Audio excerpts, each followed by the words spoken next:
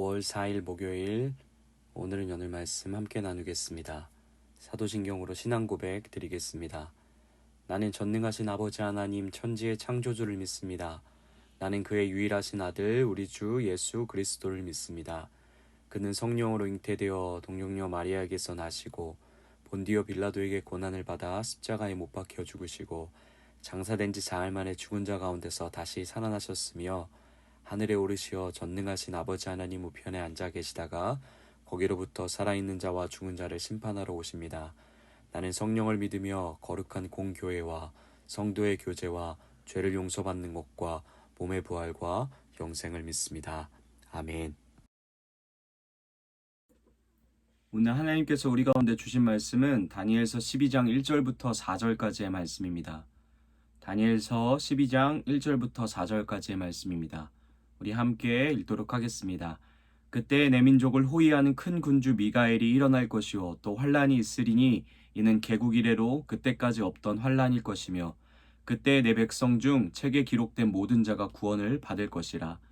땅의 티끌 가운데서 자는 자 중에서 많은 사람이 깨어나 영생을 받는 자도 있겠고 수치를 당하여서 영원히 부끄러움을 당할 자도 있을 것이며 지혜 있는 자는 궁창의 빛과 같이 빛날 것이요 많은 사람을 옳은 대로 돌아오게 하는 자는 별과 같이 영원토록 빛나리라. 다니엘아, 마지막 때까지 이 말을 간수하고 이 글을 봉함하라. 많은 사람이 빨리 왕래하며 지식이 더하리라. 아멘. 어느덧 다니엘서가 거의 끝에 다다라 갑니다. 뭉뚱그리고 모호하기만 했던 환상의 그림들. 그래서 다니엘은 극도로 답답하고 번뇌하였죠. 그 환상들이 장이 갈수록 점차 세세하고 명확한 메시지로 다니엘에게 계시되게 됩니다. 그러다 보니 다니엘의 괴로움도 종류가 바뀌게 되죠. 처음 그 말씀의 뜻을 알지 못함으로 오는 답답함, 그 답답함 때문에 심히 괴로워하던 다니엘은 이제 너무나 명확하게 보여주시는 메시지의 의미들을 깨달아 알게 되어서 번민하게 됩니다. 왜냐하면 우리가 잘 알고 있듯이 그 메시지는 나와 내 민족이 겪어야 할, 그리고 장차 내 후손들이 겪어야 할 무거운 운명에 대한 이야기를 담고 있었기 때문입니다. 그러나 그 모든 일들은 한때를 위해 준비되어진 시간들이었습니다. 오늘 성경 다니엘 12장 1절은 그곳을, 그 지점을 그때에 라는 표현으로 3번이나 반복하며 우리에게 강조해 주고 있습니다. 1절은 그때를 이렇게 설명합니다. 1절 후반부에 그때에 내 백성 중에 책에 기록된 모든 자가 구원을 받을 것이라. 아멘. 하나님이 자기 백성을 완전히 구원하시는 그때, 바로 그때를 위해 주님이 모든 시간과 역사를 이끌어 오신 거죠. 그러나 이건 단순히 한 사람의 구원에만 영향을 끼치는 이야기는 아니었습니다. 하나님께서 자기 백성을 구원하신다는 건 총체적인 하나님의 나라에 대한 회복을 말씀하시는 것이었죠. 또한 하나님을 대적하는 악에 대한 완전한 승리를 이야기하고 계신 겁니다. 왜 그럴까요? 만약에 누군가 원수에게 포로로 잡혀 있다라고 한다면 그를 구원해내기 위해서는 먼저 그를 포로로 잡고 있는 세력과 싸워 이겨야 하고 그래야 결국 그를 구원해낼 수 있기 때문이죠. 그렇기에 악이 물러가고 악이 심판받아야 결국 하나님 나라의 백성의 구원이 완성되기 때문입니다. 이 일을 이미 하나님께서 7장을 통해 예언하셨고 그 일들이 온전하게 이루어지는 때, 그때가 바로 오늘 12장에서 말하고 있는 그때인 거죠. 결국 영원한 하나님 나라의 회복, 그리고 그 회복에 있어서 가장 핵심이자 절정인 우리 인간들의 구원, 그 일을 완성하시고자 하나님은 모든 역사를 세밀하게 인도하고 이끌어가고 계신 겁니다. 오늘 우리가 함께 읽은 12장의 그림도 어제 우리가 함께 살펴본 11장처럼 참 의견이 분분한 말씀입니다. 이미 이루어진 일들을 이야기하고 있는 것인가, 아니면 12장이 미래에 있을, 마지막 때에 있을 일에 대한 예언인가로 많은 주장이 나눠지게 되죠. 그러나 분명한 건 하나님의 말씀은 모든 시간과 공간, 역사를 초월하십니다. 역사의 시작과 끝, 모든 것을 두루 살펴보실 수 있는 성령님께서 그의 감동으로 써내려간 진리이기 때문이죠. 그리고 그 진리는 어떤 시대 위를 걷던 그 시대를 살아가는 모든 믿는 자의 신앙과 삶을 생명으로 인도할 유일한 길이 됩니다. 그렇기 때문에 다니엘 12장도 단순히 과거에 일어났던, 그래서 이미 역사적인 검증이 된 이루어진 사건을 이야기할 뿐만 아니라 오늘을 살아가는 우리를 향해, 또한 오늘 함께 읽은 성경의 소제목처럼 끝날 곧 앞으로 다가올 모든 시간과 시대를 향한 하나님의 미리 아심에 대한 말씀인 것입니다. 이처럼 하나님의 역사는 하나님의 승리를 위해 그리고 그 가운데 허락하시는 자기 백성의 구원을 이루기 위해 총력을 다해 나아갑니다. 그러나 그 길을 지나는 과정은 그렇게 넉넉하거나 여유롭지 않은 분위기인 것 같습니다. 왜냐하면 그 구원은 대환란의 배경 위에서 써내려 가고 계시기 때문인 거죠. 1절 다시 한번 읽어보도록 하겠습니다. 그때 내 민족을 호위하는 큰 군주 미가엘이 일어날 것이요 또 환란이 있으리니 이는 개국 이래로 그때까지 없던 환란일 것이며 그때 내 백성 중 책에 기록된 모든 자가 구원을 받을 것이라. 아멘. 오늘 성경은 큰 환란을 우리의 가운데 이야기하고 선언합니다. 이 환란은 우리가 위에서 다루었던 방향처럼 과거에 이미 이스라엘이 경험했던 큰 환란이기도 하지만 지금 우리에게 또 앞으로 다가올 세대들이 감당해내야만 하는 환란이기도 할 것입니다.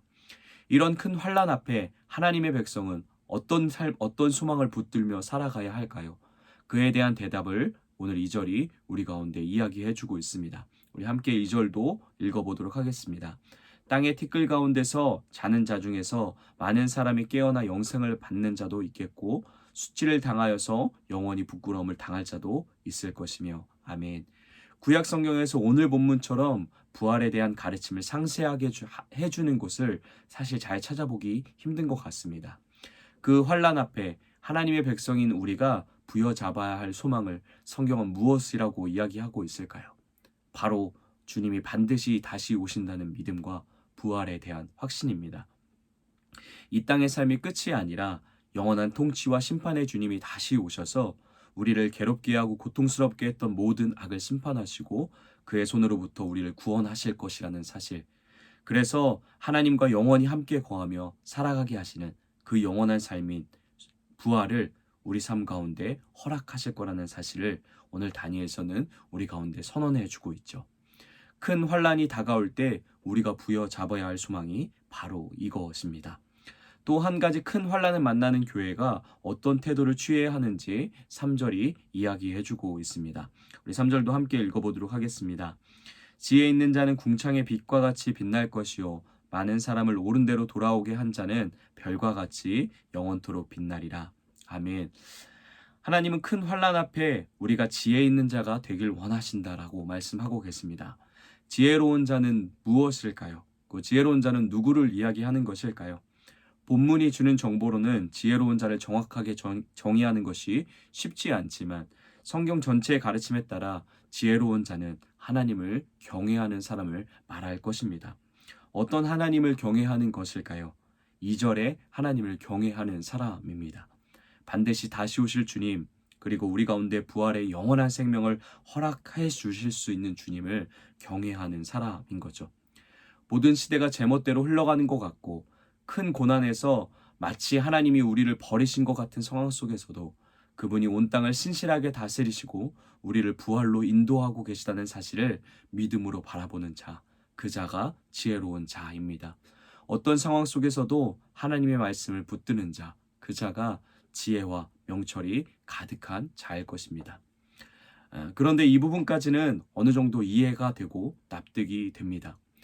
큰 환란을 만났을 때 우리가 다시 오실 주님을 신뢰하고 부활의 소망을 품으며 견뎌야지, 버텨야지, 주님 떠나지 않아야지, 영적인 지조와 순결을 지켜야지 하는 것이 어느 정도 우리에게 와닿게 느껴지죠. 현실성 있는 하나님이 주신 대안이라고 느껴집니다. 그런데 3절 후반부가 들려주는 이야기는 도저히 현실 가능성이 없는 요청처럼 다가옵니다. 많은 사람을 옳은 대로 돌아오게 하는 자, 그 자가 별과 같이 영원토록 빛나리라. 여러분, 지금까지 다니엘서가 계속해서 들려주긴 이야기의 상황 속에서 이 말이 가능해 보이십니까? 우리 함께 생각해 봅시다. 지금 상황은 적그리스도를 통해 모든 세상이 하나님을 대적하고 있습니다. 세상이 다 보는 앞에서 하나님을 믿는 다른 이유 하나만으로 그 결과로 내 가족과 공동체가 싸늘하게 죽음을 맞이했습니다. 그 피가 내 삶의 자리를 가득 채우고 있는 상황인 거죠. 그것을 온 세상이 다 지켜보고 있습니다.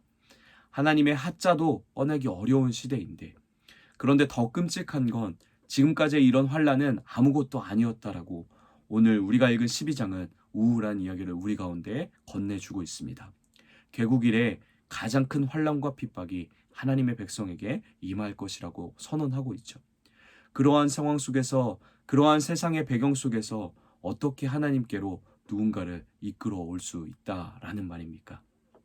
나 혼자, 그리고 하나님을 신실히 신뢰하는 공동체와 함께 모여서 우리끼리 으쌰으쌰하고 다시 오실 주님을 기대하고 부활의 소망을 꿈꾸며 그 기간을 참고 견디는 건 어느 정도 가능한 일인 것 같습니다. 그런데 이런 상황 속에서 누군가를 하나님께로 인도하는 건 정말 말도 안 되는 일같이 느껴지죠. 그런데 하나님이 그걸 지금 요청하고 계신 겁니다. 그렇게 하라고. 그렇게 하고 영원토록 빛나는 별과 같이 되라고. 하나님이 지금 그냥 이상적인 방향, 교회가 가야만 하는 이상향을 제시하고 있는 것일까요?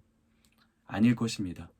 주님과 함께라면 충분히 이뤄낼 수 있기에, 감당할 수 있기에 하나님께서 말씀하고 계신 거죠. 교회가 이런 상황 속에서 이러한 열매들을, 불가능할 것 같은 이러한 열매들을 맺기 위해서는 그럼 어떻게 해야 할까요? 그건 폐허가 된 현실이지만, 실패한 것 같은 모습이지만, 그러함에도 세상에서는 맛볼 수 없는 삶의 이야기들을 고난 중에서도 만들어낼 때에만 가능한 일입니다. 그냥 다시 오실 주님, 부활날을 소망하며 이 지독한 현실이 빨리 끝나기를 바라보고 내 현실을 내팽겨쳐버리고 먼 미래만 바라보며 산다면, 그냥 이 깎 깨물고 버티기만 한다면 절대 이뤄낼 수 없는 일입니다. 이것은 다시 오실 주님을 기다리는 교회, 부활의 소망을 꿈꾸는 교회가 가는 바른 자세가 아닐 것입니다. 그럼 어떻게 하면 살아가야 하는 것일까요?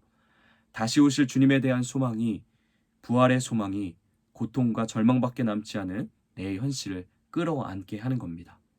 내팽개쳐버리고 포기하지 않게 하는 거죠.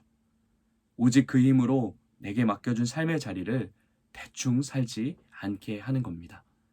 아무런 의미 없어 보이는 내 현실에서 나의 노력과 바둥거림이 어떤 능력도 영향력도 없어 보이는 자리에서도 부활의 소망을 삶으로 표현해낼 때 가능한 열매인 거죠. 부활의 이야기를, 내 삶의 자리를 아름답게 가꾸고 돌보며 진정성 있게 만들고 표현해낼 때, 그 삶의 이야기가 뒷받침될 때, 그때 많은 사람을 옳은 길로, 바로 그 부활의 소망을 허락하신 주님께로 돌아올 수 있게 할 것입니다.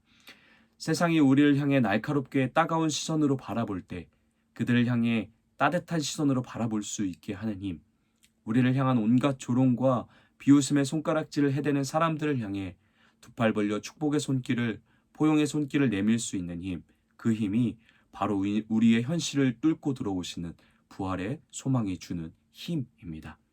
이것이 큰 고난을 만났지만 부활의 소망을 품고 사는 교회가 가야 하는 바른 길인 거죠.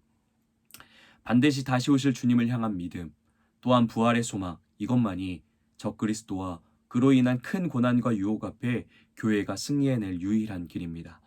또한 그 부활의 소망은 우리에게 맡겨진, 그리고 우리에게 남겨진 이 땅의 현실을, 삶의 자리를 충성되게 가꾸며 감당하게 하는 굳건한 토대가 될 것입니다. 오늘도 다시 오실 주님에 대한 믿음과 부활의 소망이 오늘을 살아가는 여러분의 현실을 아름답게 가꾸게 하는 강한 원동력이 되길 다시 한번 축복합니다. 남모를 고난과 어려움으로 포기하고 싶고 내던져 버리고 싶은 우리의 삶을, 우리의 삶의 자리를 다시 한번 의미 있게 하고 끌어안을 수 있는 힘이 되게 되기를 소망합니다. 말씀 한 구절 읽고 마치도록 하겠습니다. 그러므로 내 사랑하는 형제들아, 견실하며 흔들리지 말고 항상 주의 일에 더욱 힘쓰는 자들이 되라. 이는 너희의 수고가 주 안에서 헛되지 않은 줄 알미러라. 아멘. 부활의 소망이 오늘도 여러분의 삶을 주를 향해 더욱 힘쓰는 자의 길로 걸어갈 수 있게 하기를 다시 한번 축복합니다. 이렇게 함께 같이 기도하겠습니다. 반드시 다시 오실 주님을 향한 믿음과 부활의 소망을 가지고 맡겨진 지금의 삶을 충성되게 가꾸고 돌보는 하루 되게 해달라고 함께 기도하시겠습니다. 가정을 위해서는 하나님의 말씀이 우리 가정의 유일한 기준이 되게 하여 주시옵소서. 모든 삶 속에서 하나님 말씀 따라 살아가는 가정 되게 하여 주시옵소서라고 기도하겠습니다. 교회를 위해서는 주님의 다시 오심과 부활의 소망을 가지고 맡겨진 사명을 힘껏 감당하는 교회 되게 해달라고 기도하시겠습니다. 나라를 위해서는 하나님께서 모든 역사를 통치하심을 깨달아 알아 많은 사람들이 주님께로 돌이키는 구원의 은혜들이 임하게 하여 달라고 함께 기도하겠습니다. 오늘 공동체 기도 제목 기도는 홍혜정 집사님을 위해서 우리 함께 같이 기도하도록 하겠습니다. 개인의 기도 제목 건강하게 해주세요. 먹는 것이 아직 불편한데 먹고 잘 소화할 수 있도록 해주세요. 가정을 위한 기도 제목 민식이와 미라가 좋은 사람 만나서 결혼하게 해주세요. 회사에서도 인정받고 건강할 수 있게 해주세요. 삶의 현장을 위한 기도 제목은 안전사고 없이 요즘 폐암 때문에 걱정이 많은데 다니는 동안 별일 없이 잘 다닐 수 있도록 해주세요. 교회를 위한 기도 제목은 열정이 많이 없어져서 다운되어 있는 성도들이 파이팅하고 사랑을 베풀 수 있는 교회 되게 해주세요. 사회와 나라 온 세계를 위한 기도 제목은 불통이 아닌 대화가 되는 나라가 되게 해주세요. 우리 홍혜정 집사님을 위해서 또 홍혜정 집사님의 건강의 회복을 위해서 또 모든 삶과 삶이 하나님이 원하시고 바라시는 길로 잘 인도되어질 수 있도록 우리 홍혜정 집사님을 마음껏 축복하며 함께 기도하시겠습니다. 또 우리 각자 가지신 기도 제목을 가지고 하나님 앞에 기도하시고 자리에서 주기도문으로 모든 예배 마치도록 하겠습니다.